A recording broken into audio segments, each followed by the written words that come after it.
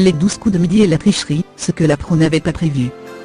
En élaborant les règles de l'étoile mystérieuse, dans les 12 coups de midi, la production n'avait pas pensé à tout.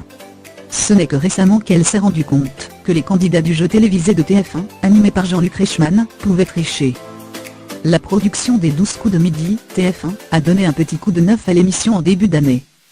Depuis le 20 janvier dernier, les règles de l'étoile mystérieuse ont été modifiées.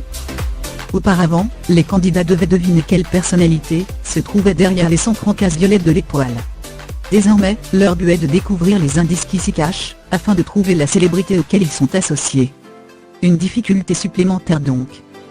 Et si ce changement a été opéré, c'est notamment parce que la pro s'est rendu compte que certains candidats étaient susceptibles de tricher. Les équipes se sont rendues compte que grâce à Internet et des systèmes de logiciels inversés, les candidats pouvaient tricher. Il n'y a jamais eu de cas de tricherie avérée, mais la production n'exclut pas qu'un candidat ait pu, en effet, s'aider d'Internet, a confié Thibaut Pupa, le directeur artistique du jeu télévisé, à nos confrères de Télépoche. Aujourd'hui, de potentielles tricheries sur le web ne sont plus d'actualité. Et que les participants n'espèrent pas tirer les vers du nez de Jean-Luc Reichmann. L'animateur de 57 ans ne sait pas ce qu'il se cache derrière l'étoile mystérieuse, il découvre en même temps que le candidat, à l'instant T, si ce dernier a la bonne réponse ou non.